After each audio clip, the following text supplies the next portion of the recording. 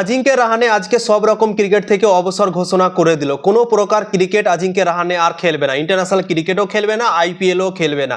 তো আজিঙ্কে রাহানে অবসর নেওয়াতে কলকাতা নাইট রাইডার্সের ফ্যানরা আশা করছি খুশি হবে, কেননা কলকাতা নাইট রাইডার্স দল থেকে আজিঙ্কে রাহানে 2 বছর ক্যাপ্টেন্সি করলো, 2 বছরে একবারও কিন্তু কোয়ালিফাই করাতে পারেনি আজিঙ্কে রাহানের ক্যাপ্টেন্সিতে কলকাতা নাইট রাইডার্সকে বন্ধুরা। তো তাই জন্যই কলকাতা নাইট রাইডার্সের ফ্যানরা আজিঙ্কে রাহানেকে আর ক্যাপ্টেন্সি হিসেবে দেখতে চাইছিল না, এবং আজিঙ্কে রাহানে একটা সোশ্যাল মিডিয়াতে ভিডিও পোস্ট করে সবাইকে জানিয়ে দিয়েছে কি আমি আর কোনো প্রকার ক্রিকেট খেলবো না, ইন্টারন্যাশনাল বা আইপিএল সব রকম ক্রিকেট থেকে অবসর ঘোষণা করে দিলাম। সেই ভিডিওটাতে আমরা দেখলাম আজিঙ্কে রাহানের অনেকটা মন খারাপ ছিল, তার চোখে জল ছিল, অনেকটা ইমোশনাল হয়ে গিয়েছিল, মন খারাপ হয়ে গিয়েছিল এই ভিডিওটা করার সময় বন্ধুরা। তো সত্যি দুঃখ লাগলো, কিন্তু কলকাতার ফ্যানরা আশা করছি খুশি হবে, কেননা কলকাতা নাইট রাইডার্স দলকে একটা ভালো ক্যাপ্টেন দরকার আছে, এবং আজিঙ্কে রাহানে সেই ক্যাপ্টেনটা হতে পারেনি। 2 বছর তাকে সুযোগ দিল, কিন্তু 2 বছরে ক্যাপ্টেন ভালো করতে পারেনি, তার দল ওপরে যেতে পারেনি। তো তাই জন্যই আজিঙ্কে রাহানেকে আমার মনে হয় কলকাতা নাইট রাইডার্সের ম্যানেজমেন্ট বলে দিয়েছিল কি আমরা তোমাকে হয়তো রিটেন করছি না, তাই জন্যই তুমি এবার কি করবে দেখে নাও। তো তাই জন্যই হয়তো আজিঙ্কে রাহানে এই ভিডিওটা করে সবাইকে জানিয়ে দিয়েছে কি আমি সব রকম ক্রিকেট থেকে অবসর ঘোষণা করে দিচ্ছি। যদি কলকাতা নাইট রাইডার্সের ম্যানেজমেন্ট না বলতো আজিঙ্কে রাহানেকে, তাহলে হয়তো আজিঙ্কে রাহানে অবসর নিত না, হয়তো আরো খেলতো। তো আমার মনে হয় আজিঙ্কে রাহানেকে বলে দিয়েছে কলকাতা নাইট রাইডার্সের ম্যানেজমেন্ট কি আমরা তোমাকে রিটেন হয়তো করবো না, তো তাই জন্যই হয়তো আজিঙ্কে রাহানে অবসর ঘোষণা করে দিয়েছে বন্ধুরা। তো আইপিএল 2027 সালে আজিঙ্কে রাহানের পরিবর্তে নতুন একটা ক্যাপ্টেন হতে চলেছে কলকাতা নাইট রাইডার্স দলের বন্ধুরা। তো সেই ক্যাপ্টেনটা কে হতে পারে?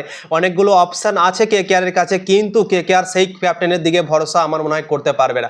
রিঙ্কু সিংকে আইপিএল 2026 সালে ভয়েস ক্যাপ্টেন করা হয়েছিল, তোমরা তো নিজেই দেখেছিলে আইপিএল শুরু হওয়ার আগে রিঙ্কু সিংকে ঘোষণা করে বলা হয়েছিল কি Rinku Singh voice captain Kolkata night Riders দলে। তো রিঙ্কু সিং কি ক্যাপ্টেন হতে চলেছে আইপিএল 2027 সালে?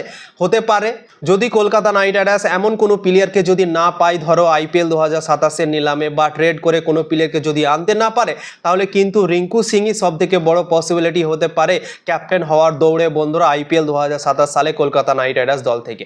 অনেকগুলো খবর চলছে, তোমরা তো নিজেই দেখতে পাচ্ছ, হার্দিক পান্ডিয়াকে নিয়ে খবর চলছে, হার্দিক পান্ডিয়াকে অনেক দল নিতে চাইছে, কিন্তু কলকাতাও নেওয়ার চেষ্টা করছিল। তারপর সূর্যকুমার যাদবও নাকি আইপিএল 2027 সালে অন্য দল যেতে পারে, মুম্বাই ইন্ডিয়ান্স দল ছেড়ে দিতে পারে। তো সূর্যকুমার যাদব, হার্দিক পান্ডিয়া এই প্লেয়ারগুলোর খবর কিন্তু চলছে বন্ধুরা। এই প্লেয়ারগুলোকে যদি কলকাতা নাইট রাইডার্স আনতে পারে, তাহলে হয়তো কলকাতা নাইট রাইডার্স নতুন একটা ক্যাপ্টেন দেখতে পারে আইপিএল 2027 সালে, হার্দিক পান্ডিয়া বা সূর্যকুমার যাদব এদের মধ্যে।